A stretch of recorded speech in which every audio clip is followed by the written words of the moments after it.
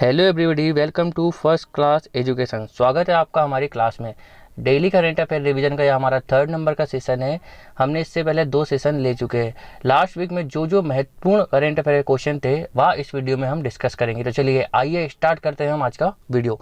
पहला क्वेश्चन है हमारा, फीफा अंडर 17 महिला विश्व कप 2022 कहाँ पर आयोजन किया जा रहा है? तो इसका आंसर हो जाएगा हमारा भारत। क्या हो जाएगा फ्रेंड्स? भारत।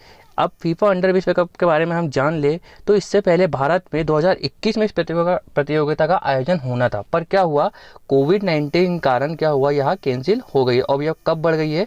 2022 तक के यह हो गया है। तो 2022 में महिला का अंडर 17 वाला महिला विश्व कप होगा और यह भारत में होने वाला फीफा का दूसरा टूर्नामेंट है। कौन सा है फ्रेंड्स? फीफा का यह दूसरा टूर्नामेंट है। इससे पहले अंडर 17 पुरुष, कौन सा फ्रेंड्स? अंडर 17 पुरुष वर्ल्ड कप भी यहाँ पर आयोजन किया जा चुका है। ठीक है फ्रेंड्स, हम फीफा के बारे में जान लेते हैं। तो इसमें 16 टीमें भाग लेगी। इस विश्व कप में कितनी टीमें भाग लेगी फ्रेंड्स? 16 टीमें भाग लेगी। फीफा के बारे में बात करें हम तो इसकी स्थापना होती है 1904 में। कब होती है फ्रेंड्स? 1904 में इसकी स्थापना होती है और 21 कितनी तारीख को? 21 मई को होती है। इसका मुख्यालय की बात करूँ मैं तो यहाँ ज्यूरिख में है। कहाँ पर है फ्रेंड्स? ज्यूरिख में इसका मुख्यालय है। ज्यूरिख कहाँ आता है फ्रेंड्स?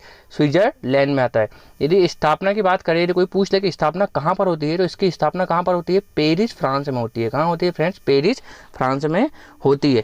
ठीक है फ्रेंड्स, तो आई होप आपको यह क्वेश्चन समझ में आएगा। यह इसकी समरी है, आप इसको रोक करके, इसको पॉज करके पढ़ सकते हैं। और इसके महानिदेशक कौन है अभी? जिएनी इन्फेंटिनो। कौन है? जिएनी इन्फेंटिनो इसके अभी महानिदेशक है। ठीक है फ्रेंड्स, चलिए नेक्स्ट क्वेश्चन की तरफ चलते हैं हम। नेक्स्ट क्वेश्चन है हमारा, निम्न में से किस राज्य सरकार ने कोविड-19 महामारी में अपने माता पिता को खोने वाले बच्चों के कल्याण हेतु मुख्यमंत्री शिशु सेवा योजना की शुरुआत की है? कौन सी योजना है फ्रेंड्स? मुख्यमंत्री शिशु सेवा योजना। ठीक है फ्रेंड्स, ऐसी ही छत्तीसगढ़ में, ऐसे ही उत्तराखंड में बहुत सारी योजनाएं चालू हुई है। हम उसके बारे में भी डिस्कस करेंगे।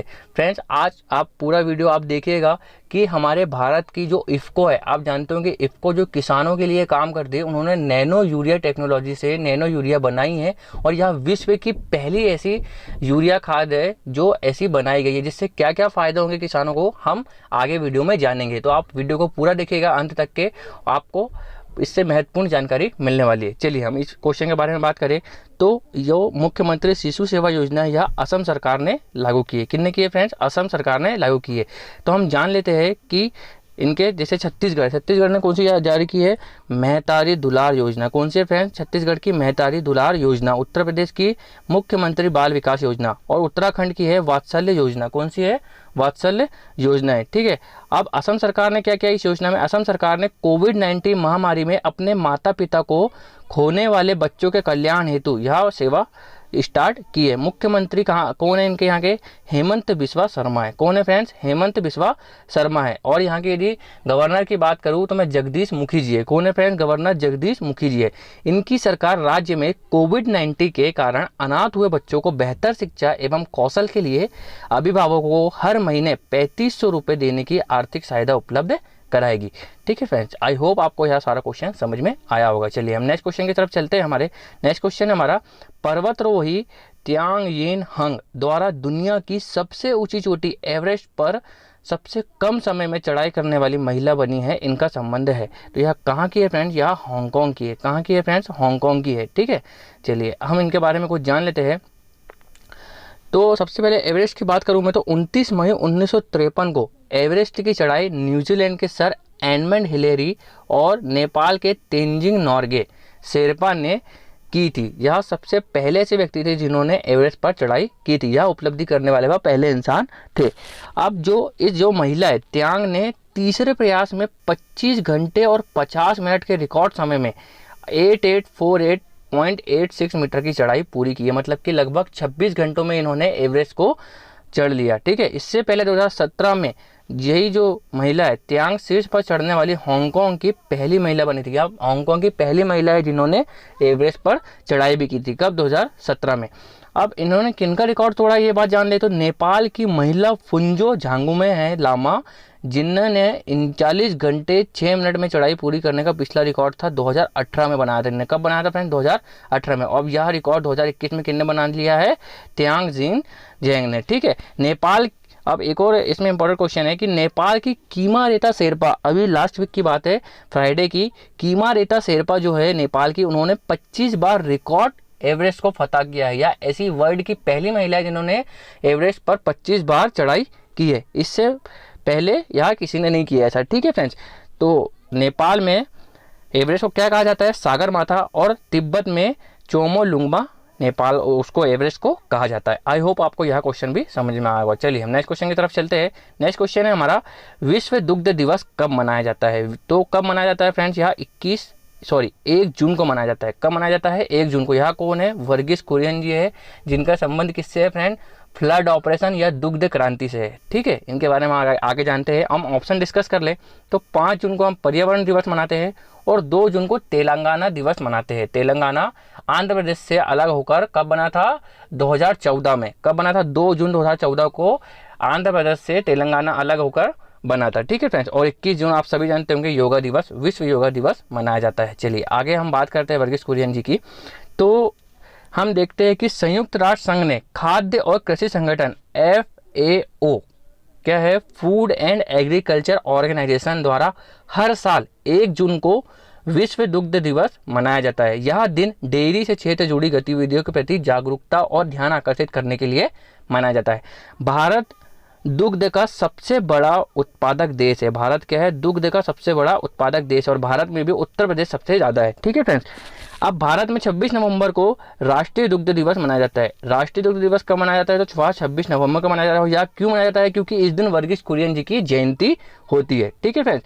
भारत में दुग्ध क्रांति के जनक के रूप में इनको जाना जाता है। और ऑपरेशन फ्लड के बारे में बात करें तो ऑपरेशन फ्लड कब चलाया गया था? 1970 में शुरू किया गया था। और ऑपरेशन फ्लड का उद्देश्य क्या था? देश में प्रति व्यक्ति दूध की उपलब्धता को दोगुना करना था। इस ऑपरेशन ने क्या किया था? ग्रामीण क्षेत्र में रोजगार पैदा करने में भी मदद की थी। इस ऑपरेशन की सफलता से भारत सबसे बड़ा दुग्ध का उत्पादक देश बन गया था, ठीक है फ्रेंड्स। आई होप आपको यह क्वेश्चन समझ में आएगा। चलिए हम नेक्स्ट क्वेश्चन की तरफ चलते हैं। नेक्स्ट क्वेश्चन है हमारा, पहले हम FAO के बारे में जान लेते हैं। तो FAO की फूड एंड एग्रीकल्चर की जो स्थापना होती है 16 अक्टूबर 1945 क्यूबेक कनाडा में होती है। इसका मुख्यालय रोम इटली में है। महानिदेशक है चू डेंग है। और इसका जो मुख्यालय है वह 1951 में वॉशिंगटन से स्थानांतरित होकर कहाँ आ गया था? रोम आ गया था। पहले यहाँ कहाँ पर था? तो यहाँ पहले वॉशिंगटन में था, ठीक है फ्रेंड्स। वर्तमान में इसमें 197 सदस्य है, ठीक है फ्रेंड्स। चलिए हम नेक्स्ट क्वेश्चन की तरफ चलते हैं हमारे। तो नेक्स्ट क्वेश्चन है हमारा, राष्ट्रीय जांच एजेंसी NIA के नए प्रमुख कौन है? तो वह कौन है फ्रेंड्स? कुलदीप यादव जी है। कौन है? कुलदीप यादव जी है। अब हम बाकी ऑप्शन की बात करेंगे और इनके बारे में भी जानेंगे विस्तार से। चलिए हम स्टार्ट करते हैं इनके बारे में जानना।